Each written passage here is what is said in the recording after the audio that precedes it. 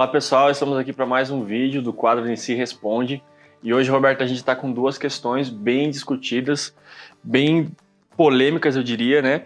Por que Deus escolheu Maria para ser mãe de Jesus? E a outra é por que nós não acreditamos em santos? Léo, são boas perguntas, realmente. E acredito que a gente pode levar as duas para uma linha de raciocínio onde, no final, uma resposta resume tudo. Em primeiro ponto, a questão de por que Deus escolheu Maria para ser mãe de Jesus. Nós sabemos que a Bíblia não relata nada em específico, nada muito aprofundado acerca de Maria. Nós sabemos que tem a profecia que Jesus viria da linhagem de Davi, que seria uma virgem, e isso confirma-se lá em Isaías 7, no versículo 14, que diz assim: portanto, o Senhor mesmo vos dará um sinal. Eis que a virgem conceberá e dará à luz a um filho. Então, são poucas informações que temos a respeito dela. Sabemos que teria que ser virgem, teria que ser ali de Belém, da linhagem de Davi. Deus escolheu uma jovem com o seu coração humilde. Sabemos que Maria também era noiva de José, mas nada muito específico acerca disso. E nós não podemos dizer que essas características em si foram predominantes para que Maria especificamente fosse a mãe de Jesus, porque de uma forma óbvia e lógica, naquela região com certeza existiam outras mulheres que eram virgens, outras mulheres também da linhagem de Davi, com certeza Maria não era a única mulher. Então nós chegamos à conclusão de que Maria foi escolhida pela graça do Senhor. E o que é a graça de Deus? Se nós formos ver o que é a graça, ela nada mais é do que um favor imerecido de Deus. O que significa que nada de bom que nós façamos, ou por melhor que isso possa parecer, vai nos tornar dignos da graça de Deus, porque ela é um favor imerecido. E esse favor imerecido de Deus recaiu sobre a vida de Maria. E ela recebeu o privilégio de ser a mãe de Jesus. E esse também é um dos motivos pelos quais nós não adoramos Maria, e também acredito que aqui nós podemos encaixar e continuar a segunda pergunta. Na próxima pergunta, exato.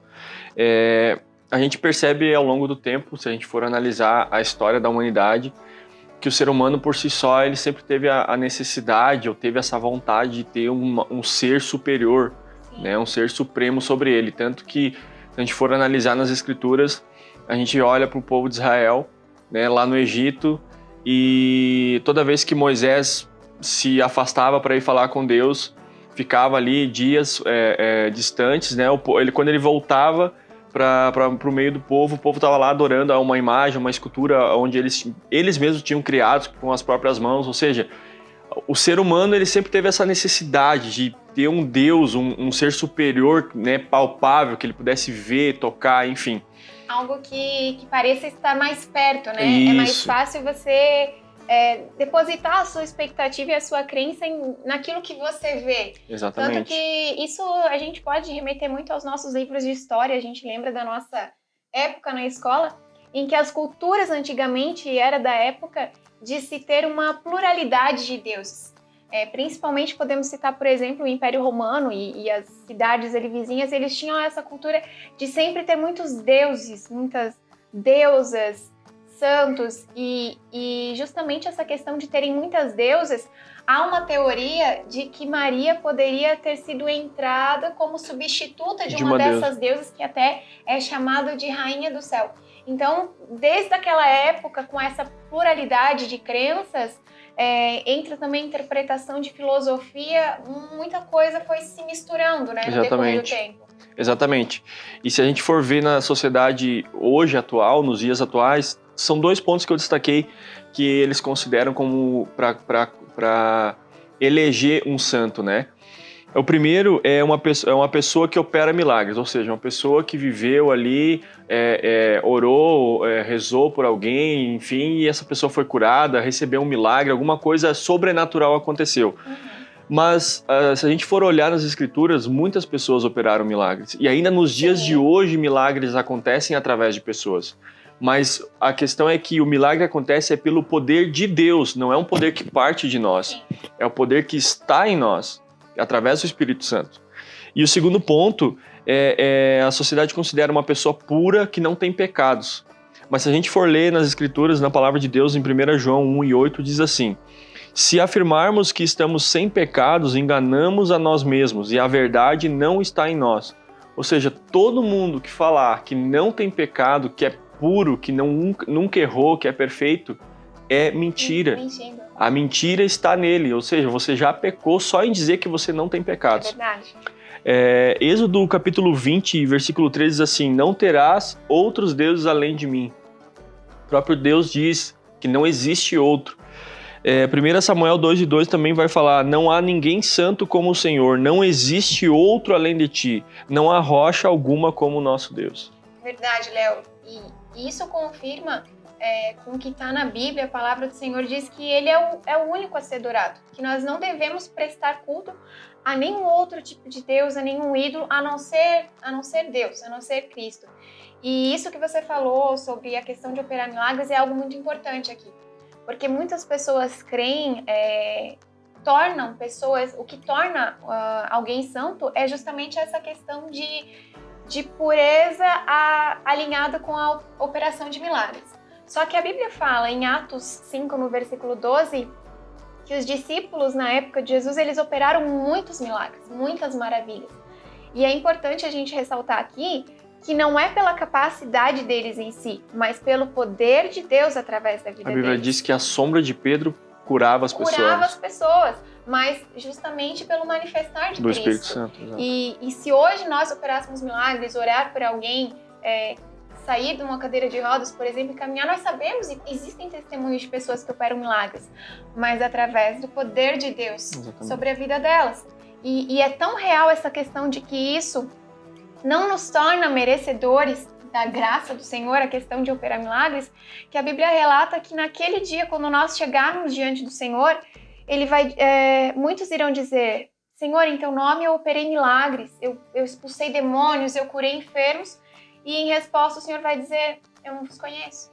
Então isso não torna alguém digno de entrar no céu ou santo ao ponto de estar ao mesmo nível de Deus. E justamente a pergunta que nos foi feita é: por que não acreditamos em santos?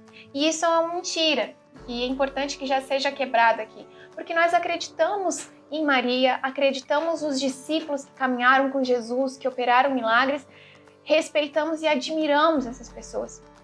Temos uma grande admiração, porque são pessoas que a Bíblia diz que imitaram Cristo. E da mesma forma nós também temos que ser imitadores de Jesus. Então nós admiramos, nós temos respeito, mas são os nossos irmãos em Cristo. Eles não estão ao lado e ao mesmo nível de Deus. Então isso é importante ser frisado.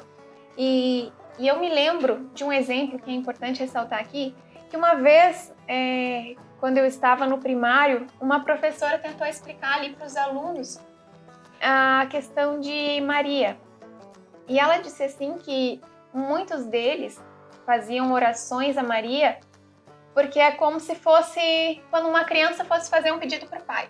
E com receio da resposta do pai, a criança pede primeiro para a mãe, para que a mãe convença o pai a dizer sim para a criança. Mas isso, conforme o que a Bíblia diz, é uma grande mentira. Porque nós não temos outro mediador a não ser Jesus. E isso podemos confirmar o que está lá em 1 Timóteo, no capítulo 2 e no versículo 5, que diz assim: pois há um só Deus e um só mediador entre Deus e os homens, Cristo Jesus. Exatamente. Jesus mesmo vai dizer: eu sou o caminho, a verdade e a vida, e ninguém vem ao Pai senão por mim. Exato.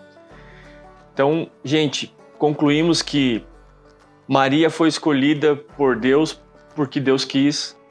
Ela não fez nada para merecer esse privilégio. Exato. Foi a graça de Deus que alcançou Maria. E que não há outro santo além do Senhor Jesus. Não há outro mediador entre o homem e Deus além do Senhor Jesus. Querido, meu intuito, nosso desejo é que nós tenhamos te ajudado, esclarecido algumas dúvidas. Se você tem ainda algumas perguntas, algumas questões, mande pra gente no direct. Siga o nosso canal no YouTube, nos acompanhe no Instagram também e que Deus te abençoe. Deus abençoe. Até mais.